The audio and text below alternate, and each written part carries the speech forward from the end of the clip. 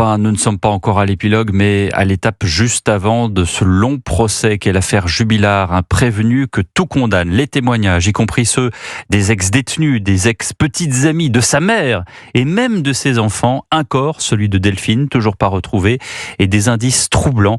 Jour de réquisition aujourd'hui devant les assises du Tarn où l'on retrouve l'envoyé spécial d'Europe 1, Stéphane Place. Bonsoir Stéphane. Bonsoir Pierre, bonsoir à tous. Et Cédric Jubilard qui se voit requérir 30 ans de réclusion criminelle. Oui, c'est la peine réclamée au terme de cet après-midi entièrement consacrée aux réquisitions portées par les deux avocats généraux. Le premier, Nicolas Ruff, à l'issue de sa démonstration de 2 heures à la barre et non en hauteur sur l'estrade face aux jurés, a livré sa conclusion. Moi, au bout du chemin, je n'ai aucun doute sur le fait que Delphine Ossaguel est morte ce soir-là. Aucun doute sur le fait que Cédric Jubilard a tué Delphine ce soir-là.